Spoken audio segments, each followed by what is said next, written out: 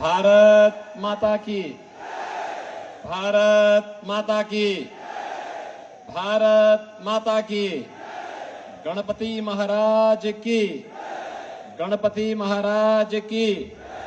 छत्रपति शिवाजी महाराज की, छत्रपति शिवाजी महाराज की। हर हर महादेव।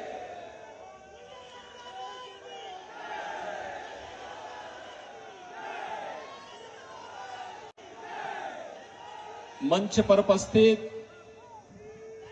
भारतीय जनता पार्टी के स्टेट प्रेसिडेंट माननीय श्री चंद्रशेखर बावनकुळे जी, महाराष्ट्र सरकार के मंत्री, शिवसेना के उपनेता श्री गुलाबराव पाटिल जी, आपके लोकप्रिय खासदार और भारतीय जनता पार्टी एनडीए के सांगली की इस प्रतिष्ठित सीट पर प्रत्याशी श्री संजय काका पाटिल जी, शेखर इनामदार जी, शशिकांत पाटिल जी, प्रकाश डंग जी, नीता केलकर जी, मकरंद देशपांडे जी, नितिन शिंदे जी, पृथ्वीराज पंवार जी, धनंजय सुधीर गोडबोले जी, सुरेश कांडे जी, दीपक शिंदे जी और मंच पर उपस्थित भारतीय जनता पार्टी, शिवसेना, एनसीपी के हमारे सभी पदाधिकारीगण, सांगली के मेरे सभी उपस्थित बहन और भाइयों, ये महाराष्ट्र की वीर शौर्य भूमि, जिस भूमि ने भारत को अटक से कटक तक का एक सीमा विस्तार देने में महती भूमिका का निर्वहन किया है, ऐसी पावन धरा को मैं कोटि कोटि नमन करते हुए आप सबका मैं हृदय से अभिनंदन करता हूं। बहनों और भाइयों, सांगली की भूमि शौर्य और पराक्रम की भी है, कला संस्कृति की भी है, यहां के अन्नदाता मेहनत कश किसान भी है और युवा ऊर्जा से उत्प्रोत हमारा नौजवान भी है। अपनी विरासत पर गौरव की अनुभूति करके आगे बढ़ता है, भारत की परंपरा को मजबूती प्रदान करने का कार्य करता है। और इसीलिए जब महाराष्ट्र के अंदर मुझे आने का अवसर प्राप्त हुआ तो मैं सांगली में भी आप सबसे लोकतंत्र के इस महापर्व पर उत्तर प्रदेश की राजधानी लखनऊ से और मर्यादा पुरुषोत्तम प्रभु श्री राम की पावन धरा से अपील करने के लिए आपके बीच आया हूं। बहनों और भाइयों, महाराष्ट्र ने भारत को बहुत कुछ दिया है, बहुत कुछ दिया है। जब हम महाराष्ट्र की बात करते हैं तो जन जन के मन में स्वराज का भाव पैदा करने वाले छत्रपति शिवाजी महाराज का स्मरण हर भारतवासी करता है। गणनायक की आस्था को जगाकर लोकनायक कैसे बनते हैं, जब इस ओर हम ध्यान देते हैं तो हमें बाल गंगाधर तिलक याद आते हैं। सामाजिक न्याय की परिकल्पना कैसे होनी चाहिए, जब हम इस बात का उल्लेख करते हैं तो साहू जी महाराज का स्मरण हम सबको करना पड़ता है। एक राष्ट्र की परिकल्पना को साकार करना है, यह भाव पेशवा बाजीराव ने अटक से कटक तक का इसी महाराष्ट्र से हम सबको सिखाया है। देश की आजादी के उस महाबिगुल को किस नाम से गौरवान्वित करना है? वीर सावरकर ने इसी धरती से 1857 के प्रथम स्वातंत्र समर की संज्ञा देकर के भारतवासियों में आजादी के प्रति गौरव का भाव जगाने का काम किया था। पूरे देश में एक विधान हो और सब समान हो, इसके लिए भारत के संविधान के शिल्पी बाबा साहब भीमराव अंबेडकर को भी इसी महाराष्ट्र ने भारत को दिया है। बहनों और भाइयों, इसीलिए जब महाराष्ट्र की धरती पर मैं आया हूं, इन सभी गुणों को एक साथ अपने आप पे समाहित करके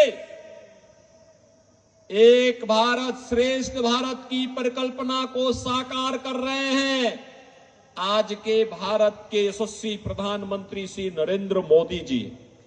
और मोदी जी के नेतृत्व में हमने बदलते हुए भारत को देखा है। बहनों और भाइयों, एक ऐसा भारत जो हम सबके सामने स्पष्ट फर्क महसूस करा देता है। 2014 के पहले का भारत, 2014 के बाद का भारत। 2014 के पहले का भारत एक ऐसा भारत था जिस भारत का दुनिया के अंदर सम्मान लगातार गिर रहा था। सीमाएं सुरक्षित नहीं थी, आतंकी घटनाएं जहां तहां होती थी, नक्सलवाद तेजी के साथ अपना पैर फैला रहा था, देश के अंदर अन्नदाता किसान आत्महत्या कर रहा था, नौजवान पलायन कर रहा था, देश के अंदर न व्यापारी सुरक्षित था, न बेटी सुरक्षित थी, देश के अंदर अविश्वास का माहौल था, देश के अंदर संवैधानिक संस्थाएं आकंठ भ्रष्टाचार में डूब करके जिन लोगों को देश को आगे बढ़ाना चाहिए था, वे स्वयं आकंठ भ्रष्टाचार में डूब करके देश के सामाजिक ताने बाने को छिन्न भिन्न करने का कार्य कर रहे थे।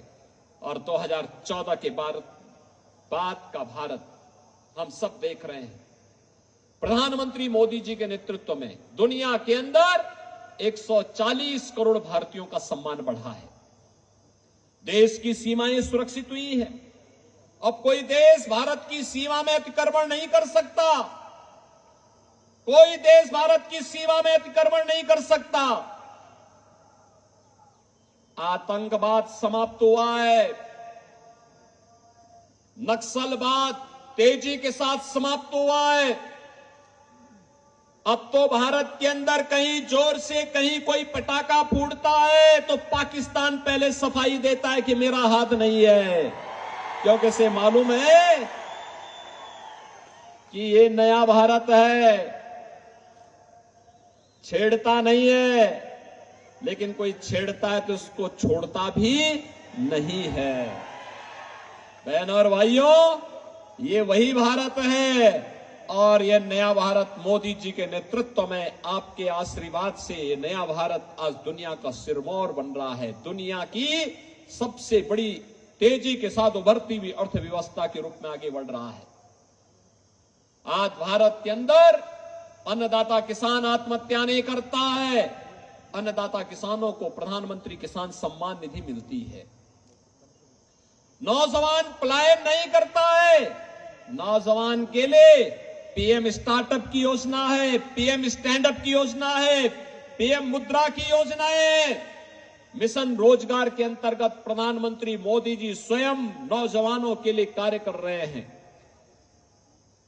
महिलाएं असुरक्षित नहीं, बल्कि अब तो उनके सशक्तिकरण के लिए 3 करोड़ ड्रोन लखपति दीदी बनाने के लक्ष्य को लेकर के प्रधानमंत्री जी ने अपने अभियान को तेजी के साथ आगे बढ़ाया है।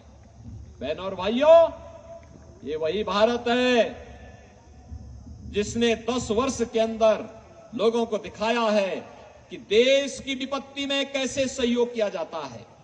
याद करिए, इस देश पर आपने राहुल गांधी को भी देखा होगा। जब भी देश पे संकट आता है, देश में कोरोना का संकट आया, देश में कोई आपदा आई, राहुल गांधी सबसे पहले देश छोड़ करके भागते हैं। आपने देखा होगा, कोविड आया था, वो इटली चले गए। देश के अंदर कहीं कोई आपदा आती है, अर्थक्वेक आता है, कहीं कहीं पर फ्लड आती है, वह छोड़ करके फिर इटली भाग जाते हैं। बहनों और भाइयों, जब इटली ही जाना है तो कहे चुनाव में आप यहां समय बर्बाद करते हैं, जाओ ना इटली में ही रहो। भारत के बाहर जाएंगे, भारत की निंदा करेंगे और भारत के अंदर आएंगे तो भारत को ऐसे बनाने का प्रयास करेंगे जैसे इनकी बपोती हो भारत।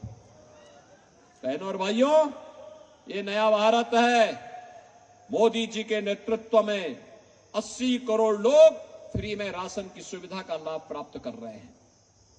कोरोना कालखंड में आपने देखा होगा, मोदी जी 10 वर्ष में न किसी से डरे हैं, न हटे हैं, न डिगे, न झुके हैं। मजबूती के साथ सीना तान करके भारत को विकास की नई बुलंदियों तक पहुंचाने के लिए तेजी के साथ कार्य कर रहे हैं। 80 करोड़ लोग फ्री में राशन की सुविधा का लाभ प्राप्त कर रहे हैं। 60 करोड़ लोग, बहनों और भाइयों, देश के अंदर आयुष्मान भारत की 5 लाख रुपए की हर वर्ष सुविधा प्राप्त कर रहे हैं। कांग्रेस की कमीशन खोरी पर मोदी जी ने लगाम लगाने का काम किया, क्योंकि हर गरीब का जनधन अकाउंट खुल गया। 50 करोड़ लोगों का जनधन अकाउंट खुल गया। अब दिल्ली और मुंबई से आने वाला पैसा गरीब के खाते में जाता है, किसान के खाते में जाता है, महिलाओं के खाते में जाता है। उस पर कोई सेंधमारी नहीं कर सकता। 12 करोड़ किसान सम्मान निधि का लाभ प्राप्त कर रहे हैं। 12 करोड़ गरीबों के घर में शौचालय बना दिए गए हैं। 10 करोड़ गरीबों के घर में उज्ज्वला योजना का एलपीजी का सिलेंडर पहुंच गया है। 4 करोड़ गरीबों के पीएम आवास बन गए हैं। ये सब कुछ 10 वर्ष में मोदी जी ने किया। क्या किसी का चेहरा देखकर, किसी की जाति देखकर, किसी का मत और मजहब देखकर? नहीं, मोदी जी का एक ही मंत्र था, वह था सबका साथ और सबका विकास। एक तरफ विकास इंफ्रास्ट्रक्चर के लिए मोदी जी के मार्गदर्शन में गडकरी जी ने हाईवे का एक लंबा जाल देश के अंदर फैला दिया। 1947 से लेकर 2014 तक जितने हाईवे बने थे, 2014 से 2024 के बीच में उसके दुगने हाईवे बन गए हैं देश के अंदर। बहनों और भाइयों, 1947 से पहले से लेकर के 2014 तक जितने एयरपोर्ट थे, केवल 74 एयरपोर्ट थे। आज देश के अंदर 150 एयरपोर्ट हैं। एयर कनेक्टिविटी बेहतर हुई है। पहले 5 सिटी में मेट्रो चलती थी, आज देश के अंदर 20 सिटी में मेट्रो चल रही है। पहले केवल 7 एम्स थे, आज देश के अंदर 22 एम्स हैं। IIT, IIM, triple IT, NIT, world class university, हर घर नल की योजना, ये आज पूरे देश के अंदर हम सबको दिखाई दे रहा है। नए भारत में सम्मान भी है, सुरक्षा भी है, विकास भी है, गरीब कल्याण भी है, और इस सब से बढ़कर के और भी है, वह है आपकी आस्था का सम्मान भी है। आपकी आस्था का सम्मान भी है। कांग्रेस ने 65 वर्षों तक शासन किया ना, किया है ना कांग्रेस ने 65 वर्षों तक देश में शासन। अयोध्या में राम मंदिर का निर्माण क्यों नहीं कर पाए? क्या कांग्रेस अयोध्या में राम मंदिर का निर्माण कर सकती थी क्या? कर सकती थी क्या? मैं तो आपका अभिनंदन करूंगा कि अयोध्या में राम मंदिर आंदोलन में महाराष्ट्र के यहां के बहादुर नौजवानों ने बढ़ चढ़ करके भाग लिया, गुलामी के ढांचे को हटाने में अपना योगदान दिया, और राम मंदिर निर्माण में भी जितना धन लग रहा था, महाराष्ट्र ने कहा हम सहयोग करेंगे। महाराष्ट्र बढ़ चढ़ करके सामने आया। बहनों और भाइयों, आज अयोध्या में राम मंदिर का निर्माण हो गया ना। कांग्रेस के लोग क्या कहते थे जब कोर्ट ने फैसला नहीं किया था? कांग्रेस के लोग कहते थे अगर फैसला हो जाएगा तो खून की नदियां बहेंगी। जब मैं चीफ मिनिस्टर बना, मुझसे पूछा गया कि कांग्रेस के लोग ये कह रहे हैं, मैंने कहा देखो हम छेड़ेंगे नहीं, लेकिन कोई छेड़ेगा तो छोड़ेंगे भी नहीं, चिंता मत करो। अयोध्या में राम मंदिर भी बनेगा और हमने कहा न्यायालय का फैसला आएगा उसका अक्षरशः पालन भी करेंगे। और खून की नदियां बहाने की बात तो दूर, एक मच्छर भी नहीं मरने वाला है, मच्छर भी नहीं मरेगा, शांतिपूर्ण तरीके से होगा। और बहनों और भाइयों, आप देख रहे होंगे अयोध्या में, अब तो आप अयोध्या जाएंगे आपको लगेगा ही नहीं, आपको लगेगा कि जैसे भगवान राम के समय की अयोध्या फिर से स्थापित हो गई, पूरा नई अयोध्या बना दी गई। अयोध्या में आपने 22 जनवरी को प्रधानमंत्री जी के इस कार्यक्रम को देखा होगा, मोदी जी के नेतृत्व में कैसे अयोध्या में रामलला का प्राण प्रतिष्ठा का समारोह संपन्न हुआ।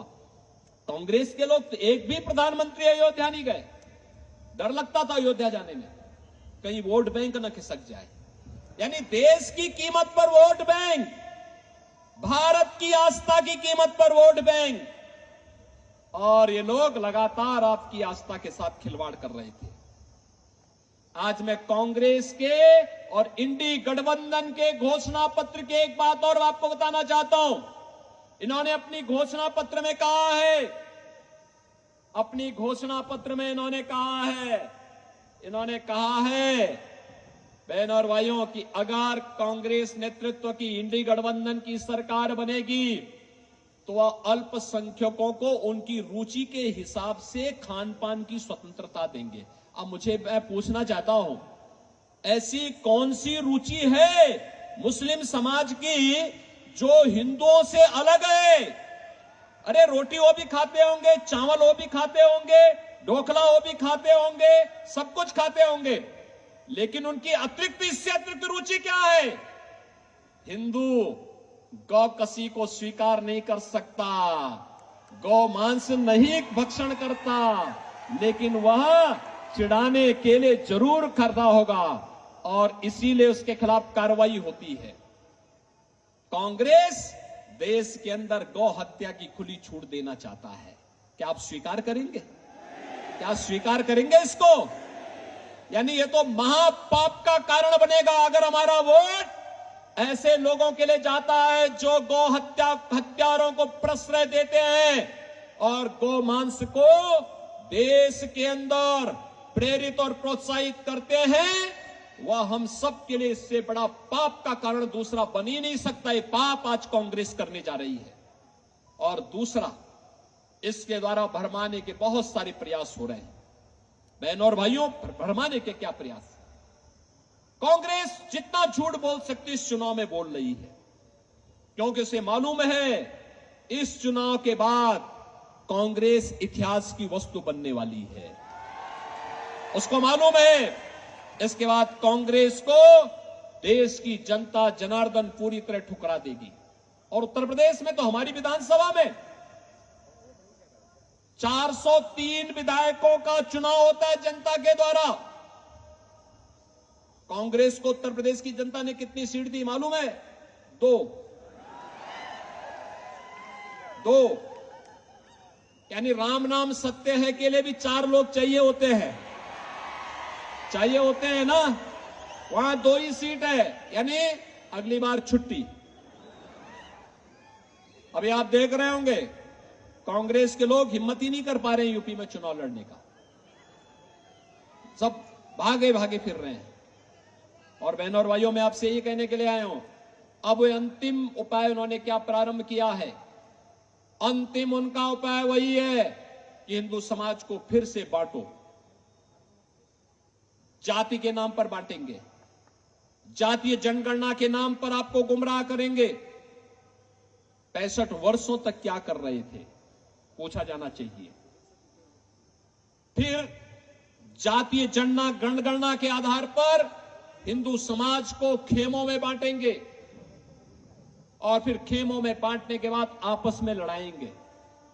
आपस में लड़ने के बाद फिर आपके हिस्से में चुपचाप डकैती डाल करके, आपका हिस्सा काट करके आरक्षण का हिस्सा, ओबीसी को मिलने वाला आरक्षण का हिस्सा ये मुसलमानों को बांट देंगे। कांग्रेस ने यूपीए सरकार के समय यह षड्यंत्र किया था। संजय काका पाटिल तब भी हमारे साथ सांसद थे और हम साथ साथ इसका विरोध करते थे कि कांग्रेस को यह षड्यंत्र सफल नहीं होने देना है। इन्होंने तब भी किया था। पहले रंगनाथ मिश्रा कमेटी गठित करके ओबीसी को मिलने वाले 27% आरक्षण में इन्होंने कहा था 6% आरक्षण ओबीसी का काट करके मुसलमानों को दे दो। भारतीय जनता पार्टी ने विरोध किया था, कहा था हम अपने हिंदुओं का आरक्षण किसी भी ऐसे लोगों को नहीं देने देंगे जिसका विरोध बाबा साहब भीमराव अंबेडकर ने किया हो। बाबा साहब भीमराव अंबेडकर ने कहा था कि देश के संविधान को धार्मिक आधार पर नहीं बांटा जा सकता, धार्मिक आधार पर आरक्षण नहीं दिया जा सकता। कांग्रेस के लोग बाबा साहब भीमराव अंबेडकर का अपमान कर रहे हैं। सच्चर कमेटी गठित करके कांग्रेस ने यह प्रयास किया था कि मुस्लिम समाज की कुछ जातियों को दलित में शामिल करके दलितों के अधिकारों पर भी डकैती डाली जाए। भारतीय जनता पार्टी ने तब भी विरोध किया था, कहा था ये बाबा साहब भीमराव अंबेडकर के संविधान का अपमान है और हम बाबा साहब भीमराव अंबेडकर के अपमान का कतई नहीं बर्दाश्त कर सकते। और तब जाकर के अधिकार बचा था। बहनों और भाइयों, अगर कांग्रेस फिर से सत्ता में आ गई तो यह सबसे पहले आपको बांटने का काम करेगी, फिर आपस में लड़ाएगी, फिर आपके अधिकार में डकैती डालेगी। ओबीसी को और अनुसूचित जाति और जनजाति को मिलने वाले आरक्षण पर यह डकैती डालने का काम करेगी, उसको जबरदस्ती मुसलमानों को देने का काम करेगी। यह हम कतई स्वीकार न करें। और इसी की अपील करने के लिए आज मैं आपके पास आया हूं कि महाराष्ट्र छत्रपति शिवाजी महाराज ने हिंदवी स्वराज्य की बात की थी और उस समय, उस कालखंड में, औरंगजेब के समय में उन्होंने यहां पर हिंदी स्वराज्य की स्थापना की थी। काशी से गागा भट्ट एक महापुरोहित यहां आकर के उनका अभिषेक करते हैं और वो परंपरा महाराष्ट्र की आज भी उसी रूप में गौरव के साथ आगे बढ़ती है। पूरा देश गौरव की अनुभूति करता है छत्रपति शिवाजी महाराज पर। और इसीलिए हमारे यहां उत्तर प्रदेश में भी मुझसे पहले वहां समाजवादी पार्टी जो कांग्रेस की पार्टनर है उसका शासन था। उसने आगरा में एक म्यूजियम बनाने की कार्रवाई प्रारंभ की थी, उसका नाम रखा मुगल म्यूजियम। मैंने कहा क्या इसके लिए क्या मुगलों ने पैसा दिया है क्या? तो कहा नहीं, पैसा सरकार का है। तो मैंने कहा सरकार का पैसा लग रहा है तो मुगलों के नाम पर नहीं होगा, ये छत्रपति शिवाजी महाराज के नाम पर होगा। मुगलों की का कोई चिन्ह इसमें नहीं होना चाहिए। छत्रपति शिवाजी महाराज की गौरव गाथा इसके साथ जुड़नी चाहिए। और बहनों और भाइयों, आगरा में छत्रपति शिवाजी महाराज का भव्य म्यूजियम बनाने का कार्य आज के दिन पर हमारी सरकार कर रही है।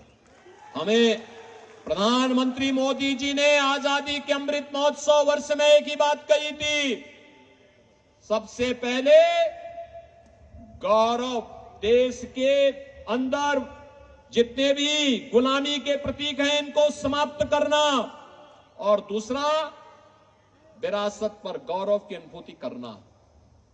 छत्रपति शिवाजी महाराज, महात्मा फूले, सावित्रीबाई फूले और यहां की संतों की परंपरा, ये हमारी विरासत है। इस विरासत पर गौरव की अनुभूति हमें करनी है। कांग्रेस, आपने देखा होगा, सेम पेत्रोदा का बयान आपने पढ़ा होगा ना, क्या कहता है? हम विरासत टैक्स लगाएंगे, यानी अब हमारी विरासत हमारी और टैक्स कांग्रेस के लोग वसूली करेंगे। क्या आप छूट देंगे क्या? कांग्रेस को छूट देंगे क्या? अपनी विरासत पर, बाप दादों की कमाई पर, पूर्वजों की कमाई पर क्या कांग्रेस को लूटने की छूट देंगे? बहनों और भाइयों, यह स्वीकार नहीं होना चाहिए, कतई स्वीकार नहीं होना चाहिए। और सांगली में मैं इसलिए भी आया हूं, सांगली में बत्ती सिराला आप गए होंगे, वहां के हमारे मोहन जी भी यहां आए हैं। हमारा वहां पर बहुत वहां पे मेरा बहुत आना जाना रहा है और लोग वहां पे बहुत भीड़ होती है। मैं देखता था नाग पंचमी के दिन बहुत भीड़ होती है। दूसरा, हमारे पूर्व गवर्नर राम नाईक जी का बचपन यही सांगली में व्यतीत हुआ था। राम नाईक जी 5 वर्ष तक यूपी के गवर्नर रहे। और बहनों और भाइयों, आज मैं इसीलिए आपसे अपील करने के लिए आया हूं कि मोदी जी ने आपकी आस्था का सम्मान भी किया है, सुरक्षा भी दे रही है, और अब उन्होंने कहा है कि हमें यह तीसरी पारी इसलिए चाहिए जिससे हम आत्मनिर्भर और विकसित भारत की परिकल्पना को साकार कर सकें। बहनों और भाइयों, आत्मनिर्भर और विकसित भारत का मतलब भारत का हर नागरिक आत्मनिर्भर होगा, हर चेहरे पर खुशहाली होगी, नौजवान के हाथ को रोजगार होगा, किसान खुशहाल होगा, व्यापारी का व्यापार फलेगा फूलेगा, दुनिया के अंदर फैलेगा। और इसके लिए हमें आस्था का भी सम्मान करना है। कांग्रेस के लोग आपकी आस्था का सम्मान नहीं कर सकते। आप मुझे बताओ, कितने लोग हैं जो अयोध्या गए हैं? कितने लोग अयोध्या जाना चाहेंगे? अरे पूरा ही सांगली जाना चाहता। संजय काका, एक ट्रेन बुक करवा देना 7 के बाद, और जब आना हो मुझे सूचना कर देना। अयोध्या में हम स्वागत की तैयारी कर देंगे। बहनों और भाइयों, आज के दिन पर अयोध्या में 5 लाख लोग एक दिन में भी आ जाएंगे तो भी रामलला का दर्शन करने में कोई दिक्कत नहीं होगी, कोई समस्या नहीं होगी। अब तो मैंने कहा ना, एक नई अयोध्या बन गई है, और इसीलिए मैं आपका आह्वान करूंगा, ये सुरक्षा भी, विरासत का सम्मान भी, आस्था का सम्मान भी, ये केवल और केवल मोदी जी की गारंटी ही इसमें आपके लिए उपयोगी हो पाएगी। केवल मोदी जी की गारंटी, और मोदी जी इसके लिए गारंटी दे सकते हैं, कोई और इस कार्य को नहीं कर सकता है। और इसीलिए हम आए हैं। संजय काका पाटिल और मैं दोनों एक साथ कई बार सांसद रहे, एक साथ रहे, लंबे समय तक रहे हैं। मुझे हमारी पार्टी ने बाद में उत्तर प्रदेश में भेज दिया है। उत्तर प्रदेश में, क्योंकि ये सब बड़े बड़े कार्य जो मोदी जी के विजन के कार्य थे, उनको जमीनी धरातल पर करना था।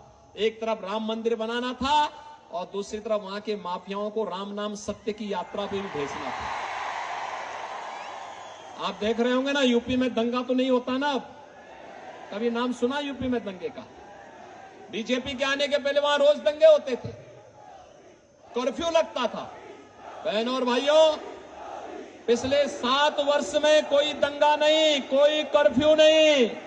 और इसीलिए मैं आपसे कहने के लिए आया हूं, बीजेपी इस बात की गारंटी होगी, सुरक्षा भी देगी, सम्मान भी देगी, और विकास को और रोजगार को भी तेजी के साथ आगे बढ़ाने का काम केवल बीजेपी कर पाएगी। और इसीलिए मैं आया हूं, भारतीय जनता पार्टी और एनडीए ने, जिसमें हमारे सहयोगी शिवसेना और एनसीपी, ये दोनों यहां पर, दोनों के नेता भी हैं, इन सब ने संजय काका पाटिल को अपना समर्थन देकर के मोदी जी ने उन्हें अपना प्रत्याशी बनाकर के यहां भेजा है। बहनों और भाइयों, हर व्यक्ति कह रहा है कि सांगली से संजय काका पाटिल जीतेंगे। आपका आशीर्वाद है। लेकिन मैं चूंकि आया था तो मैंने कहा भी हम लोग भी चलेंगे, और मैं इसीलिए आज आपके बीच में आया हूं, आपसे अपील करने के लिए कि हमें भारत को आत्मनिर्भर भारत और विकसित भारत बनाना है। इसलिए ये वही का रास्ता निकलना है। छत्रपति शिवाजी महाराज का हिंदवी स्वराज्य का मार्ग यही है जो मोदी जी ने आज विकसित भारत की बात की है, यही राम राज्य भी है। और बहनों और भाइयों, इसीलिए हम लोग आए हैं कि आप सबको मोदी जी का प्रतिनिधि बनना होगा, आप सबको एकनाथ शिंदे जी का प्रतिनिधि बनना होगा, आप सबको देवेंद्र फडणवीस का प्रतिनिधि बनना होगा, और आप सबको संजय काका पाटिल बनना होगा। और 7 मई को कमल चुनाव चिन्ह पर भारतीय जनता पार्टी के हमारे प्रत्याशी श्री संजय काका पाटिल को भारी बहुमत से, रिकॉर्ड मतों से विजयी बना के भेजे। सांगली के विकास के लिए, महाराष्ट्र की शेष परियोजनाओं के लिए और मोदी जी के विकसित भारत की संकल्पना को आगे बढ़ाने के लिए संजय काका पाटिल सांगली में आवश्यक हैं। सहमत हैं? सभी लोग सहमत हैं? सभी लोग सहमत हैं?